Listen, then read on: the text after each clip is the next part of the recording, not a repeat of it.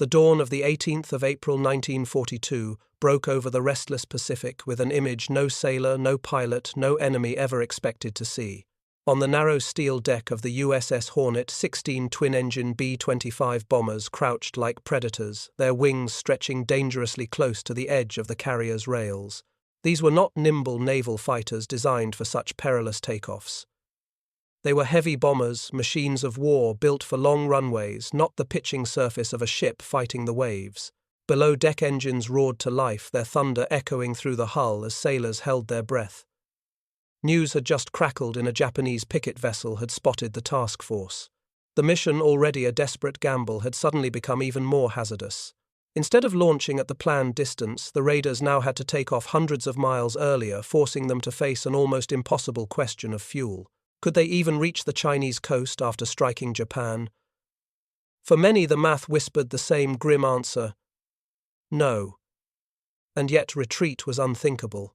After Pearl Harbor's humiliation, America needed fire in its heart, needed to prove that its industrial might and daring spirit could strike back at the very core of the empire. At the head of this mission stood Lieutenant Colonel James Doolittle, a man who thrived on the impossible. He knew that once the first bomber rolled forward, there would be no turning back. As the carrier heaved into the wind and sailors lined the deck in anxious silence, Doolittle throttled his engines. Steel trembled, salt spray lashed across the bow, and the bomber surged forward, wheels hammering the deck. With only yards to spare before the abyss of the Pacific, the B-25 lifted into the air, defying every prediction. Behind him, 15 more crews waited, each about to gamble their lives in a mission that would stun the world and shatter the illusion of Japan's invulnerability. In the winter of 1941, the United States reeled under the weight of humiliation. The attack on Pearl Harbor had not only destroyed battleships and killed thousands, it had ripped away the myth of American safety behind two oceans. Newspapers screamed of disaster, families mourned, and the entire Pacific Fleet seemed crippled. In Tokyo, military leaders boasted that Japan's new empire stretched across half of the Pacific and that America would never dare strike back. The sense of invulnerability was intoxicating. But within Washington, President Franklin Roosevelt understood something profound. The American people did not only need weapons and strategy, they needed hope. Morale had been shaken to the core, and every speech of resolve still rang hollow without proof that America could hit the enemy back. A symbolic blow, daring and visible, was required. The challenge was immense. How could the United States, still scrambling to mobilize its war machine project power all the way across the Pacific onto the Japanese homeland itself? From this demand was born Special Aviation Project No. 1, a plan so audacious it bordered on lunacy. The idea, whispered first in strategic circles and then championed by visionaries, was to launch medium bombers from the deck of an aircraft carrier, strike Japan's industrial heart, and then continue west to China. No bomber had ever taken off from a carrier before. The risks were staggering, the engineering untested. Yet it was precisely the impossibility of the idea that made it appealing. If successful, it would send shockwaves through Tokyo and electrify American morale. The man chosen to lead it was Lieutenant Colonel James Harold Doolittle, already a legend in American aviation. Doolittle was not just a military officer, he was an aeronautical engineer, test pilot, and record-setting racer who had once flown coast to coast across America in less than a day. He was brilliant, daring, and utterly unafraid of risk. When asked to command the mission, he accepted with characteristic confidence, "Yes, it can be done." That spirit became the heartbeat of the raiders who would follow him. The aircraft selected was the North American B-25 Mitchell, a twin-engine medium bomber known for its balance of speed, range, and payload.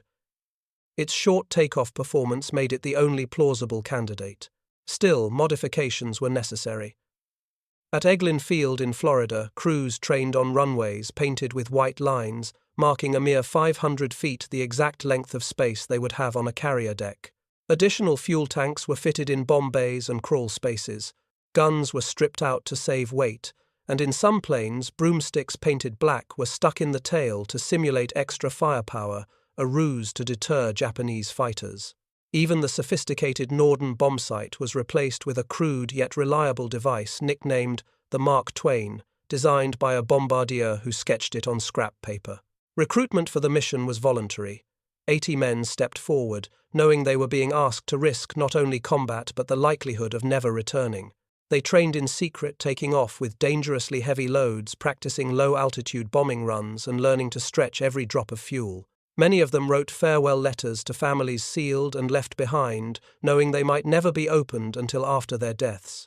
Meanwhile, the Navy prepared its part. Task Force 16 was assembled under the fiery Admiral William Bull Halsey. The USS Hornet, brand new and barely blooded, would carry the bombers. Alongside her sailed the veteran USS Enterprise and a protective screen of cruisers and destroyers. The fleet's mission was to push as close to Japan as possible, launch the bombers, and then race back to safety before Japanese carrier groups could intercept them. The voyage would be a test of discipline, no radio transmissions, constant vigilance, and the knowledge that Japan's vast network of picket boats patrolled the seas like a tripwire. The strategic stakes were clear. For Japan, the home islands were believed untouchable. Citizens in Tokyo lived as though the war was something happening far away. China, Malaya, the Philippines. Japanese propaganda painted America as weak, decadent, and unable to respond. A raid on Tokyo itself, even one causing minimal physical damage, would be a psychological earthquake. For the United States, the benefits would ripple far beyond symbolism. It would force Japan to reconsider its defensive deployments, pulling resources back to protect the homeland. It would prove to allies Britain, China, the Soviet Union, that America was not only in the war, but already striking back. Yet the risks were terrifying. None of the aircraft could possibly return to the carriers. Every crew knew the plan. After bombing their targets, they would continue westward and hope to reach Chinese airfields. If they ran out of fuel, they would ditch at sea, crash land in hostile territory, or bail out in darkness. Worse, if any bomber strayed north, it risked landing in the Soviet Union, which was technically neutral against Japan. That would trigger a diplomatic nightmare. Even Roosevelt, bold as he was admitted, the plan might fail spectacularly. Still, he gave it his blessing. The mission had to go forward. In March 1942, the bombers were hoisted aboard the USS Hornet. Crowds of sailors stared in awe at the sight, enormous twin-engine machines towering over the flight deck, their wings stretching dangerously close to the edges. Many laughed nervously, shaking their heads. How are these monsters supposed to take off? Yet the crews were undaunted.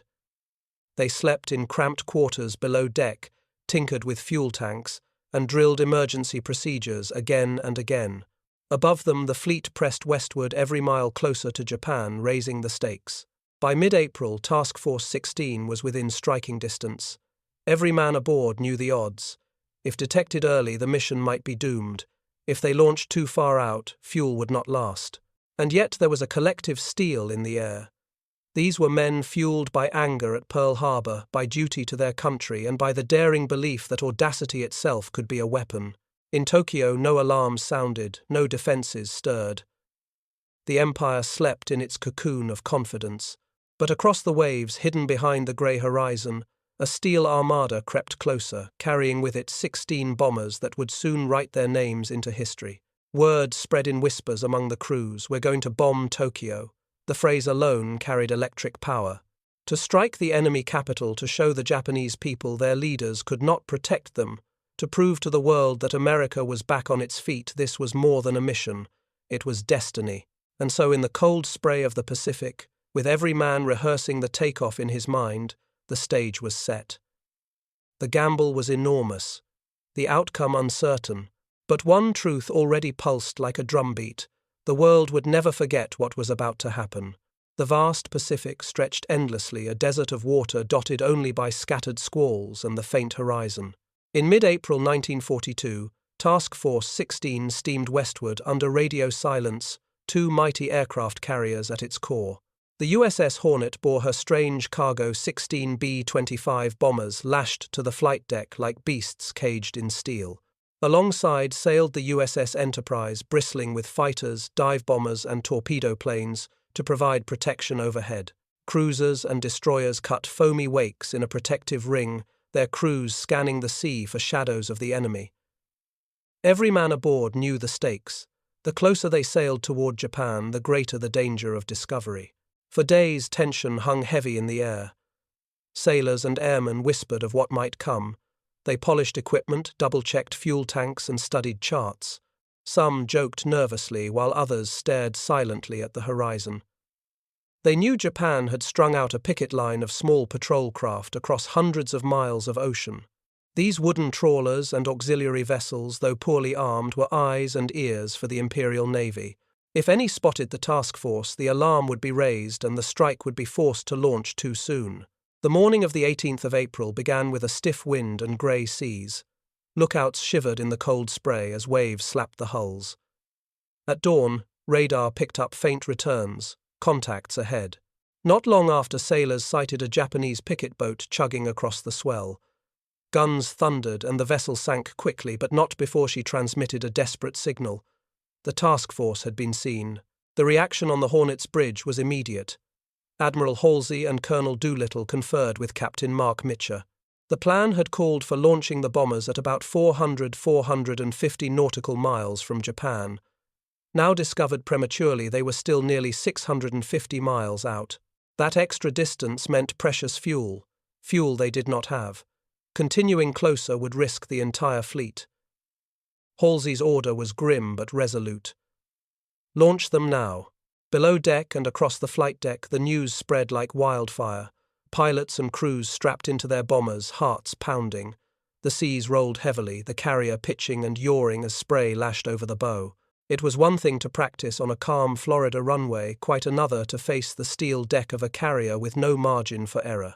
Every bomber was loaded near its maximum weight fuel tanks, stuffed to the limit, bombs slung beneath crews aboard with maps and emergency gear. Lieutenant Colonel Doolittle insisted on leading. His aircraft B-25 number 402344 was positioned first in line. He climbed into the cockpit, his crew silent but determined. On the signal, engines roared to life, propellers thrashing the salty air. Sailors lined the deck to witness history. Some crossed themselves, others clenched fists, silently willing the bomber forward. The Hornet swung hard into the wind, her turbines screaming as she built speed. The deck shuddered with the combined fury of ship and aircraft. Doolittle pushed the throttles forward. The bomber rolled tail-rising wheels, hammering the deck as if time itself slowed. At the edge of the carrier, the bow dipped with the swell, an abyss of churning grey water. For a heartbeat, it seemed the aircraft would plunge. Then, with a surge, the B-25 lifted clear wheels, skimming the waves before clawing into the air. Cheers erupted from the deck. The impossible had been done. One after another, the raiders followed. Each takeoff was a trial by fire. Some planes lifted cleanly, others staggered dangerously low, their propellers chewing spray before they clawed skyward. A few pilots yanked hard on the yoke at the very last second, hearts hammering as their wheels missed the ocean by feet. On the deck, sailors exhaled only when each bomber climbed into the clouds. 16 times the drama played out, 16 miracles of steel and courage. The sky soon filled with the shapes of the B-25 seconds, their wings silver against the overcast. They banked westward, climbing slowly into formation, then fanned out towards separate routes. On the Hornet, men shouted and waved, watching until the last bomber disappeared into the mist. Many wondered if they would ever see those crews again. For the men in the cockpits, the next hours were a test of endurance. Ahead lay nearly 700 miles of open ocean, hostile skies, and the unknown.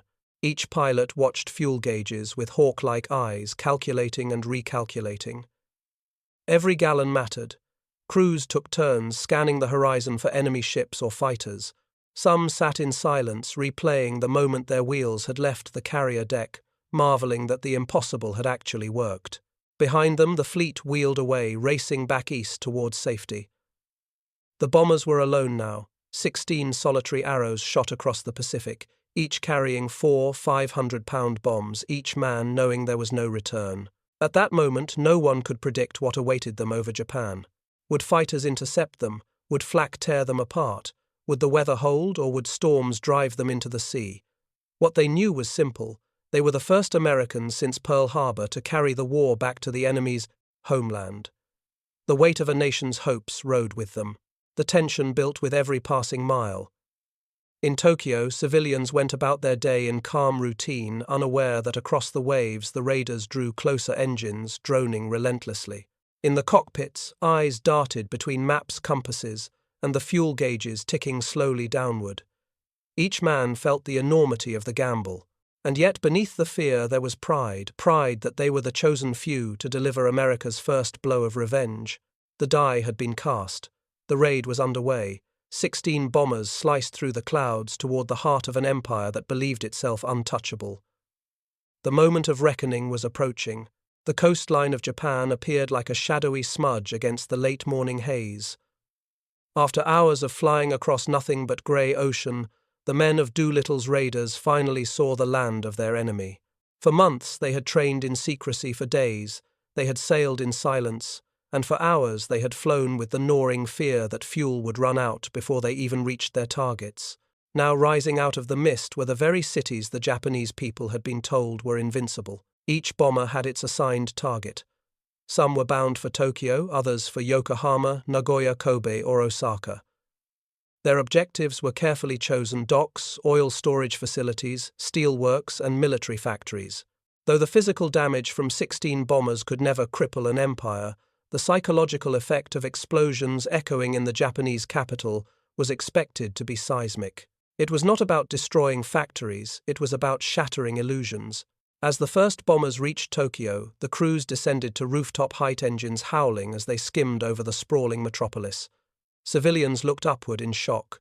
They had been assured by their leaders that the American fleet lay in ruins, that the United States could never reach this far. Now, silver bombers with white stars thundered overhead. Moments later, the city shook with explosions. Bomb bays yawned open. Bombardiers released their loads, 500-pound demolition bombs and incendiary clusters, onto fuel depots, factory yards, and military installations. Flames blossomed into the sky. A warehouse erupted in fire. Oil tanks sent black smoke curling upward. In Yokosuka, bombs fell near the great naval base, startling warships at anchor. In Nagoya, industrial facilities rumbled under the impact, shattered windows cascading like glass rain. Japanese air defenses scrambled, but the attack had caught them flat-footed. Anti-aircraft guns boomed, black bursts of flak dotting the sky, but the raiders' low approach left gunners struggling to track them. Some fighters lifted off, yet they arrived too late, darting wildly through smoke-filled skies while the Americans raced past. One raider reported seeing a fighter so startled that it barely opened fire before veering away. The citizens of Tokyo were stunned. Diaries from that day speak of confusion, fear, and disbelief. Many thought at first it was a training exercise, until the reality of burning buildings proved otherwise. For the first time in centuries, foreign bombs had fallen on the Japanese capital. The myth of safety crumbled in an instant. Inside the cockpits, adrenaline coursed through the crews. Bombs gone, they pushed throttles forward and turned southwest, racing for the long, perilous journey toward China. Relief was brief. Behind them, smoke and fire rose from cities they had struck. Ahead stretched hundreds of miles of hostile territory, gathering clouds and an ocean of uncertainty. The weather worsened. A blanket of fog and rain swept across the East China Sea. Darkness loomed. Fuel gauges sagged toward empty needles, trembling with every vibration of the engines. Crews switched off heaters, radios, and even some navigation lights to save power. They counted every minute, every mile, calculating how long before their tanks ran dry. Conversations in the cockpits grew sparse. Each man stared ahead, mind-wrestling with the same brutal truth: they were unlikely to make it. Some wrote quick notes in logbooks, others clutched personal tokens from home. Yet none faltered. They had done their part, the bombs had fallen on Japan. Whatever came next, America would know they had struck the first blow. As night descended, the bombers pressed on engines, coughing winds buffeting them in heavy squalls. Over China, lights were scarce airfields invisible in the dark. One by one, crews faced choices no training manual had prepared them for. Some bailed out into the storm parachutes, whipping open as men tumbled into rain-soaked valleys. Others attempted crash landings, skidding across rice paddies or smashing into hillsides. A few planes pancaked into the surf along the coast, crews scrambling ashore with soaked maps and bruised limbs. Only one bomber, running short of fuel and unable to reach China, diverted north and landed in Vladivostok, Soviet territory. There the crew was interned, caught in the awkward politics of a nation officially at peace with Japan, but allied with the United States against Germany. Their fate would remain uncertain for months. For the rest, the ordeal had only begun. Some raiders were captured by Japanese forces in China. Of the 8 taken prisoner, 3 were executed after brutal trials, 1 died in captivity, and the others endured years of starvation and torture until liberated in 1945. Yet the majority, thanks to the courage of Chinese villagers and resistance fighters, escaped. Peasants risked their lives to shelter the Americans, hiding them from Japanese patrols, guiding them through mountains and sharing what little food they had. Many Chinese would pay dearly for this kindness, as Japanese reprisals swept through the countryside. Still, the raiders considered themselves lucky. Against all odds, the majority survived to fight again. And the mission, though costly and perilous, had achieved what it set out to do. The Japanese capital had been bombed, the world had taken notice, and America had delivered its message: the fight was far from over. For Tokyo, the raid was a humiliation. Officials tried to downplay the damage, but rumors spread like wildfire. Ordinary citizens no longer believed in invincibility. For the Japanese high command, the raid exposed a dangerous weakness. If American bombers could reach the home islands, what else might follow? The illusion of security had been punctured, and fear began to gnaw at even the proudest generals. For the raiders, the memory of that day burned forever. They had watched fire bloom over Japan, then hurled themselves into the unknown. They had survived storms, crashes, captivity, and loss. Yet in their hearts they knew they had changed the course of the war. The raid was over. 16 bombers had flown into history, and though not a single one returned to the Hornet, their legacy was greater than any of them could have imagined. The night of the 18th of April 1942 fell like a curtain over eastern China. For the men of Doolittle's raiders, it was no gentle dusk, but a black maw that threatened to swallow them whole. Hours earlier, they had soared boldly over Tokyo and other great industrial cities, dropping their bombs with defiance. Now, with fuel gauges gasping near empty and weather turning foul, their mission reached its most perilous stage. The triumph of striking Japan was quickly replaced by the grim reality of survival. Inside the cockpits, the glow of instrument panels flickered against tense faces. Winds howled, buffeting the B-25 seconds as they pushed deeper into stormy skies. Crews squinted into darkness, searching desperately for landmarks or signals from the Chinese coast. But the horizon yielded nothing, only sheets of rain, cloud banks rolling like mountains, and the needle of the fuel gauge sinking lower with every minute. One by one, pilots realized the truth: they could not reach their designated airfields. The dream of smooth landings under friendly lights collapsed into the harsher options of bailing out or crash landing blind. At 9,000 feet, engines sputtered. Some men climbed onto wings and leapt into the void parachutes, snapping open with violent jerks before drifting into the unknown. Others stayed with their aircraft bracing as landing gear buckled against rice paddies or mountainous slopes. Metal screamed, propellers shattered, and in seconds, planes that had once roared proudly from the deck of the Hornet were reduced to twisted wreckage scattered across Chinese fields. The chaos of those landings defied description. In villages below, startled farmers rushed from huts as massive bombers groaned overhead, only to vanish in explosions or fiery crashes. Crews staggered from wrecks, soaked in fuel and rain, clutching pistols or maps. Some broke bones on impact, others dangled helplessly in trees suspended by parachute lines in the storm. Yet through the pain and disorientation, one feeling remained: relief. Against all odds, they had reached China. But not all were so fortunate.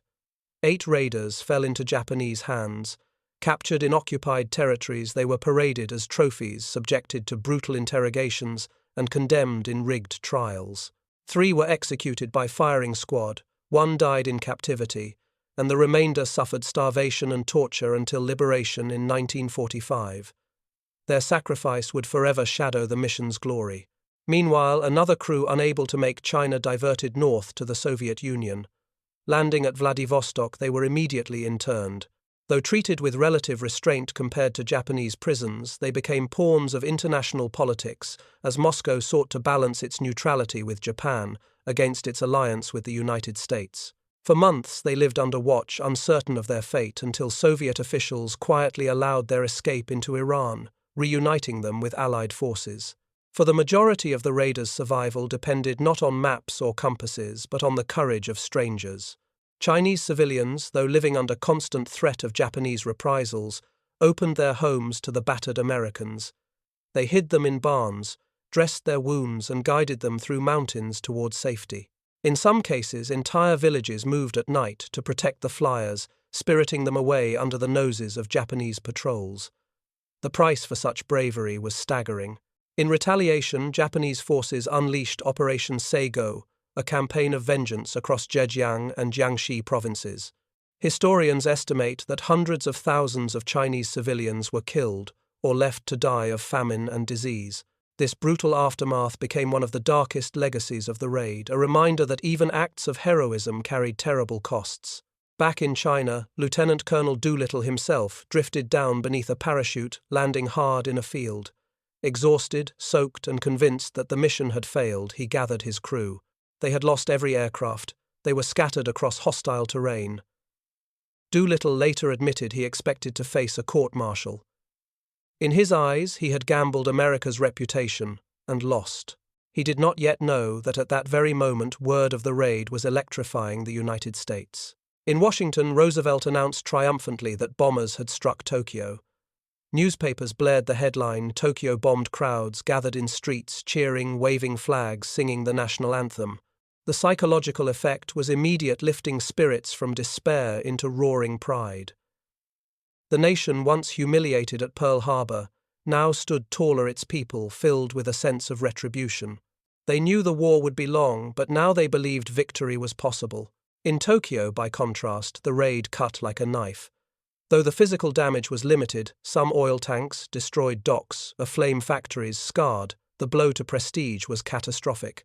For decades, Japanese leaders had promised their homeland was impregnable. Now citizens had seen foreign bombers overhead, fires raging in their own neighborhoods. Shock and anger spread like wildfire.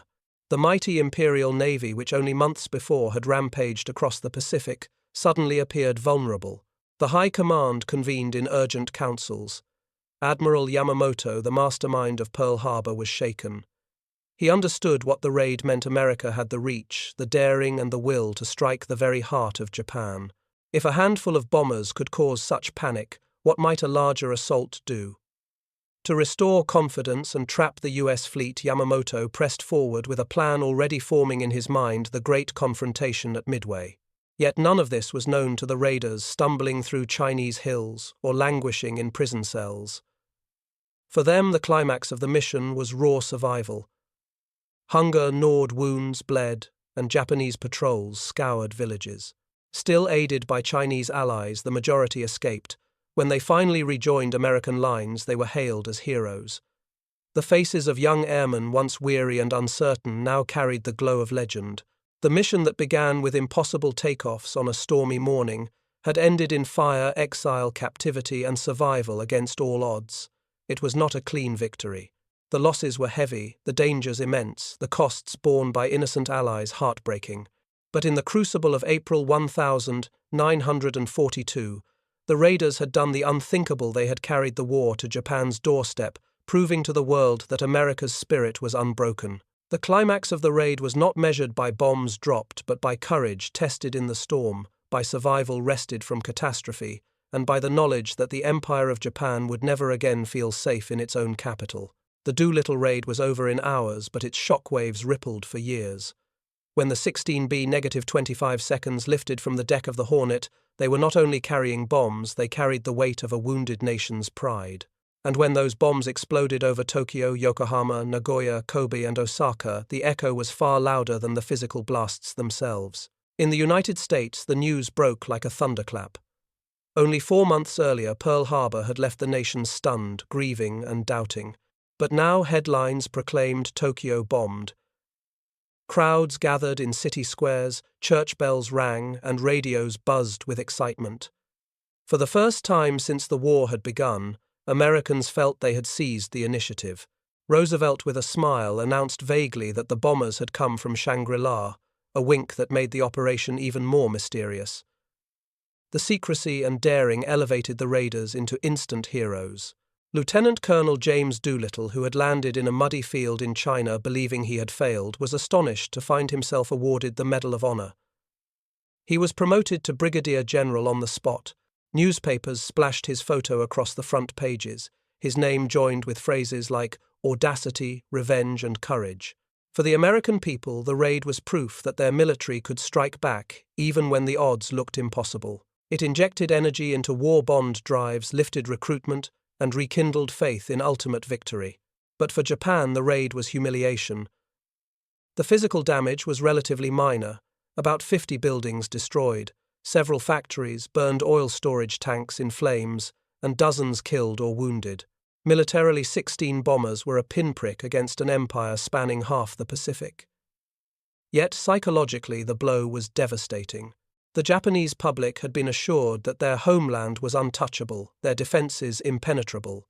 Seeing foreign bombers over Tokyo shattered that illusion in an instant. The people once confident in their leaders' boasts now questioned. If Americans could reach Tokyo once, could they come again? And in greater numbers, within the Imperial High Command, rage and embarrassment boiled. Admiral Yamamoto recognized the raid as a dagger at the empire's heart. He concluded that the only way to restore Japan's aura of dominance was to lure the American fleet into a decisive battle, destroy it, and eliminate the threat once and for all.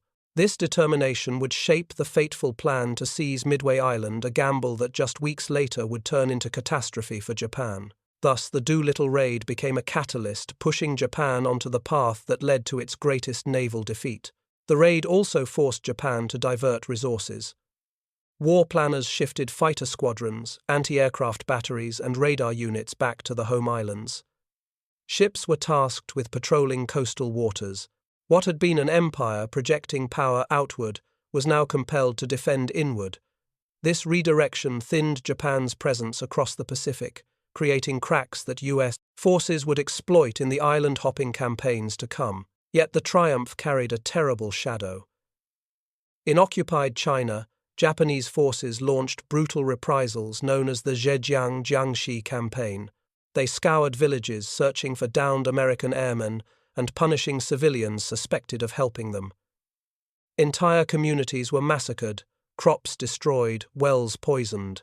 Historians estimate that as many as 250,000 Chinese men, women, and children perished in the months following the raid. For many raiders, this knowledge haunted them for the rest of their lives. The jubilation in America came at a horrific cost for allies on the ground. Still, the broader meaning of the raid cannot be measured only in statistics of bombs dropped or civilians killed. It was a demonstration of what daring innovation could achieve. The idea of launching heavy bombers from an aircraft carrier had seemed absurd, yet with training ingenuity and sheer courage it was made real. This became a hallmark of the American war effort, impossible problems solved by creativity and industry. From mass-produced Liberty ships to radar-guided gunnery, the war would become a contest not only of armies but of imagination. The raiders themselves became living symbols. All 80 men volunteered knowing they might never return. Their camaraderie, forged in secrecy and tested in survival, endured long after the war. For decades they held reunions each year, drinking a ceremonial toast from silver goblets engraved with their names. When a raider passed away, his goblet was turned upside down. By the 2010 seconds, only a handful remained, but the tradition carried the spirit of 1942 into the 21st century. Their legacy was not just in the bombs they dropped, but in the unity they inspired. The raid also left a lesson about perception in war. Strategically, it inflicted little direct harm on Japan's war machine. But wars are not fought only with weapons, they are fought with morale, fear, and belief. The Doolittle Raid proved that a small force, striking in an unexpected way, could alter the psychology of two nations. For America, it was proof of resilience.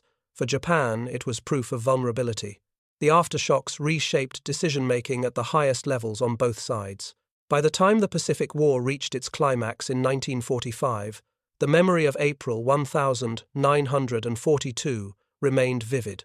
When B-29 superfortresses roared across the skies of Tokyo in thousand-plane raids, when the mushroom clouds rose over Hiroshima and Nagasaki, the seeds had been planted years earlier on that daring morning when 16 B-25 seconds leapt from a carrier deck into history. The Doolittle Raid had been small in scale but enormous in consequence. Today, historians look back on it as one of the great turning points of the Second World War, not because of destruction wrought, but because of the message it sent that America would not stay on the defensive, that its reach could extend across oceans, and that its people would never accept defeat. The raiders showed that in war, sometimes courage itself is the deadliest weapon. The Doolittle Raid was more than an attack. It was a promise that Pearl Harbor would be avenged, that tyranny would be challenged, and that the long road to victory had already begun.